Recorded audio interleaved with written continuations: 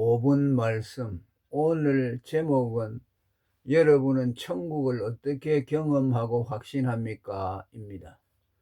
톨스토이는 평생 성경과 더불어 노자, 장자를 애독했습니다. 지금도 그가 살았던 유택의 책꽂이에는 그가 애독했던 그 책들이 꽂혀 있다고 합니다. 그는 노장자의 무위자연 사상을 심령이 가난한 자는 복이 있나니라는 기독교의 산상수훈과 연결지어 사상의 일치를 꾀하려고 했고, 노년에는 그의 생각과 삶을 산상수훈처럼 단순화시켜 직접 가난한 삶을 실천해 나갔습니다. 톨스토이로 하여금 동서양의 삶을 산 사람이라는 평판을 얻게 한 것도 바로 이 점 때문입니다. 오산학교 3대 교장이었던 다석 유영모 역시 톨스토이의 영향을 받아 노자 장자를 산상수훈과 연결지어 30년 이상 YMCA에서 강의했고, 사후 그의 제자 함스컨이 그의 뒤를 이어 그 강의를 계속했습니다. 함석헌 사후에는 김흥호 이화여대 교수가 그 명맥을 이었습니다. 예수쟁이는 싫지만 예수는 좋다고 한 깐디는 힌두교도였으나 산상수훈의 영향을 받아 평생 무소유와 무저항 비폭력주의를 고수했습니다. 기독교의 우호적인 불교인들은 종종 그들의 무소유 사상과 기독교의 산상수훈을 연결지어 두 종교의 합치를 꾀하려 했고, 극단적인 불교 우월주의자들은 예수의 잃어버린 세월 운운하며 예수의 산상수훈과 불교의 무소유주의를 동일시하여 후자를 전자의 응용점으로 보려 했습니다. 근자의 불교의 한 성녀가 산상수훈을 토대로 영화를 만들었다는 회귀한 소식도 들려옵니다. 이러한 예는 모두 산상수훈은 어떤 종교에서나 이헐령 비헐령하기 쉽다는 증거입니다. 산상수훈은 과연 노장자의 무위자연사상, 불교의 무소유 사상과도 맞아떨어지고 깐디, 퀘이크 교도들의 비폭력 무저항주의와도 맞아떨어지고 계몽주의자들의 윤리 강령과도 맞아떨어집니다. 자유주의 신학자들은 산상수훈이 바울 신학의 이신칭의 같은 교리적 논쟁에 휘말리지 않고 순수 예수 신앙으로 돌아갈 수 있게 한다고 호들갑을 떨며 산상수훈을 기조로 순수 기독교를 구축해야 한다고 강변합니다. 이런 왜곡들은 모두 산상수훈에 대한 오해에서 비롯됐습니다. 어떤 신학자가 산상수훈을 어떻게 이해하느냐 하는 것은 그의 기독교 사상을 가늠하는 척도가 된다고 한 말은 충분히 일리가 있습니다.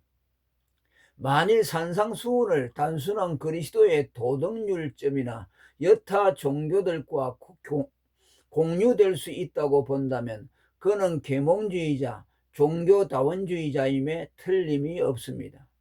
물론 정통 기독교인이라 자처하는 사람들이라 해서 모두 산상수훈에 대한 원만한 이해를 가졌다고 볼 수 없습니다. 위의 입장들에서는 비켜났지만 여전히 2% 부족한 견해를 보이는 사람들이 있습니다. 예컨대 산상수훈을 구약의 행위율법보다 더 실행 불가한 고차원의 마음의 율법으로 보고 사람으로 하여금 절대 절망에 빠뜨려 그리스도만을 바라보게 하는 신약적 몽학선생 정도로 치부합니다. 그들이 산상수훈을 단순 행위규범으로 보지 않는 것은 옳지만 가르침의 본의에는 미치지 못합니다. 모든 성경이 그러하듯 산상수훈 역시 기독교의 핵심인 믿음으로 말미암은 의의 도를 지향합니다. 첫째, 심령이 가난한 자. 심령이 가난한 자는 복이 있나니 천국이 저희 것이며 라는 말씀에서 우선 천국을 물질 가난이 아닌 심령 가난과 연결짓고 있습니다. 물질과 부를 종교 생활의 장애물로 여기는 여타 종교 가르침과 차별화되는 부분입니다. 결코 부가 천국을 가로막는 것이 아니라는 말씀입니다. 예수님도 부자가 천국에 들어가기가 어려우니라는 말씀을 하여 부에 대해 부정적인 입장을 취한 듯하나 뒤이어 나오는 사람으로는 할 수 없으되 하나님으로서는 다 할 수 있느니라는 말씀을 통해 그 말의 진리를 드러내셨습니다. 사람 보기엔 부자가 천국에 들어가는 것이 무지하게 어려워 보여도 하나님에게는 어렵지 않다는 뜻입니다. 즉 사람 눈에는 구원받는데 큰 장애물로 보이는 것도 전능하신 구원자 하나님에겐 아무것도 아니라는 것과 천국은 사람의 능력이 아닌 하나님의 능력으로 들어간다는 뜻입니다. 예수님의 좁은 문 교훈에서도 동일한 가르침을 봅니다. 유대인들이 율법적 행위로 힘쓰고 애써도 못 들어간 천국을 이방인들은 하나님의 능력, 곧 믿음으로 들어갈 것을 말씀했습니다. 너희는 좁은 문으로 들어가기를 힘쓰라. 내가 분명히 말하지만 많은 사람이 들어가려고 애써도 들어가지 못할 것이다. 사람들이 동서남북 사방에서 와서 하나님의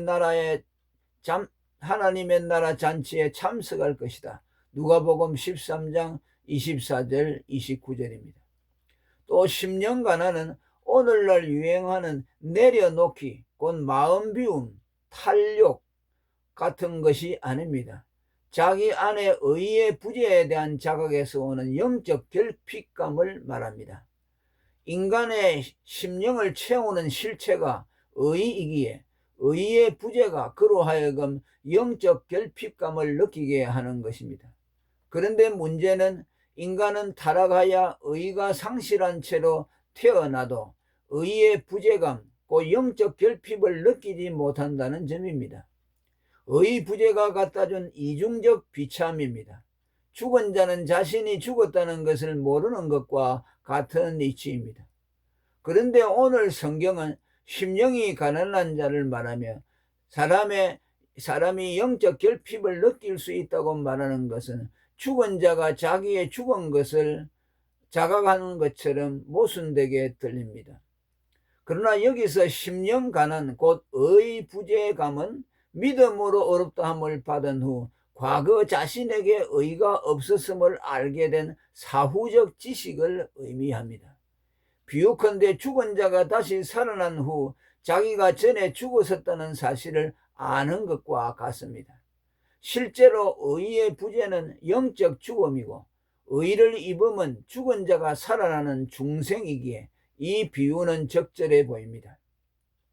그러나 이 의 부재감은 단지 과거 지향적인 반추적 느낌만이 아닌 현재적인 것이기도 합니다. 믿음으로 어렵다함을 받은 자는 끊임없이 그리스도의 의를 갈망하게 되며 그 갈망에서 의의 결핍감을 갖게 되는 것입니다. 아니 보다 정확히 말하면 의의 결핍이라기보다는 의의 더욱 갈망이라고 하는 것이 더 나을 것입니다. 이는 한 번도 먹어보지 않는 사람은 있을 수 있지만 한 번 먹고 끝나는 사람은 없다는 작금의 유행어처럼 어렵다함을 받으면 더욱 의를 갈망하게 된다는 의미입니다. 결론적으로 심령 가난은 의의 채워짐과 갈망의 끝없는 순환 사이에서 체득되는 낀 경험입니다. wedged between 이라고 표현할 수 있습니다. 예수님이 심령 가난을 의에 줄이고 목마름과 동일선상에 두고 있음은 우연이 아닙니다. 반면 어렵다함을 받지 못한 자, 영적으로 죽은 자에게는 당연히 심령 가난, 곧 의의 결핍감과 의의 갈망이 없습니다. 심령이 가난한 자와 천국. 심령이 가난한 자는 복이 있나니 천국이 저희 것이며는 탈욕하여 해탈하면 극락정토에 이른다는 불교의 가르침 같은 것이 아닙니다. 믿음으로 어렵다함을 받고 의의 채워짐과 갈망의 순환 사이에서 심령 가난을 경험하는 자에게 천국이 약속된다는 뜻입니다. 천국은 거룩한 길이기에 의롭게 된 자만 들어가기 때문입니다. 이사야 35장 8절. 성경이 하나님 나라와 의를 연결지우고 하나님 나라를 의가 왕노릇하는 나라로 지칭한 것도 천국의 기초가 그리스도의 의이기 때문입니다. 그 정사와 평강의 더함이 무궁하며 또 다윗의 위에 앉아서 그 나라를 굳게 세우고 자금 이후 영원토록 공평과 정의로 그것을 보존하실 것이라. 만군의 여호와의 열심히 이를 이루시리라. 이사야 9장 7절. 보라, 장차 한 왕이 의로 통치할 것이요 방백들이 공평으로 정사할 것이다. 이사야 32장 1절입니다. 교회 안에서 오랫동안 애창되어 온 돈으로도 못 가요, 마음 착해도 못 가요, 힘으로도 못 가요 하나님 나라, 거듭나면 가는 나라 하나님 나라, 믿음으로 가는 나라 하나님 나라라는 어린이 찬송가는 단순해 보이지만 사실 천국 가는 핵심 진리를 말한 것입니다. 천국은 믿음으로 의롭다함을 받은 거듭난 사람들이 가는 곳입니다. 심령이 가난한 자는 천국이 저희 것이며 라는 말씀의 또 다른 의미는 믿음으로 의롭다함을 받고 의를 갈망하는 자에게는 천국이 현재적으로 경험된다는 뜻입니다. 천국은 단지 죽어서나 경험하는 미정유의 세계가 아닌 현재의 의와 성령으로 경험됩니다. 사도 바울 역시 하나님의 나라를 현재적인 경험으로 서술합니다. 하나님의 나라는 먹는 것과 마시는 것이 아니요 오직 성령 안에서 의와 평강과 희락이라. 로마서 14장 17절. 오늘날 믿음으로 의롭다함을 받는 성도가 천국에 대해 흔들릴 수 없는 확신을 갖는 것은 그들이 천국에 대한 무슨 환상을 보거나 계시를 받아서가 아니라 의 속에서 성령으로 그것을 경험하기 때문입니다. 여러분은 천국을 어떻게 경험하고 확신합니까? 할렐루야. 오늘은 여기까지 하겠습니다.